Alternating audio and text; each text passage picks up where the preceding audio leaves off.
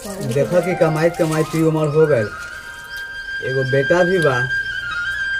कमाई धमाई ने खाली वीडियो बना के फेर में रही, पता ना ओकर जिंदगी कैसे जाई। हम अकेला का करी, घर की स्थिति ऐसा ही खराब बा।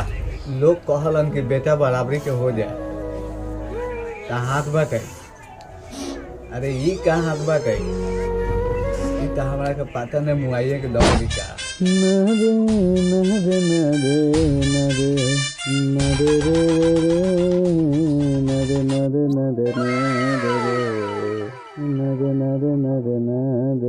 का बाबू आ गए राउंड लगा के वीडियो बना के। बाबू खाना है, बड़ी जोर से भूख लागल बा। वीडियो बनाला से जिंदगी कर तो कमाबे धमाबे ना। ए बाबू तू का जानित बड़ा कि वीडियो बनावला से का होखलै।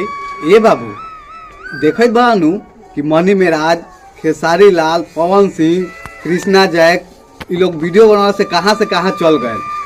अरे सुन, हम कुछ नहीं के जाना, जो कमाए काहे कि हमरा पैसा की जरूरत बा। घर की स्थिति भाई सही बिगड़ल जाए तो सब कुछ न खो बुझाई।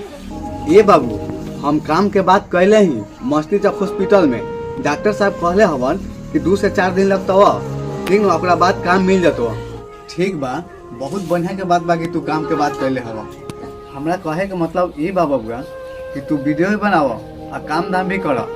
यदि पाकिट में पैसा रही न बबुआ तो तोरा के कोई भी आदमी पूछी, जानला बबुआ, जा खाना निकाल के खा लो। ठीक बा बाबू, हम जाए थी खाना निकाल लेवे।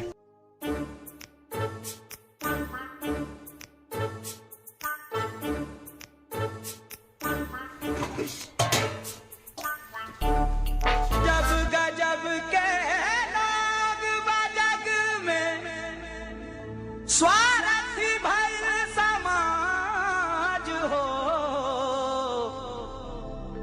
दुख में कहाँ बा केहू संगतिया।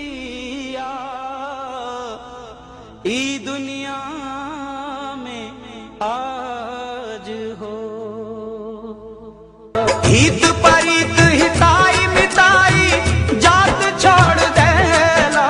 हित परित हिताई मिताई जात छोड़ देला। जब समय होला कमजोर,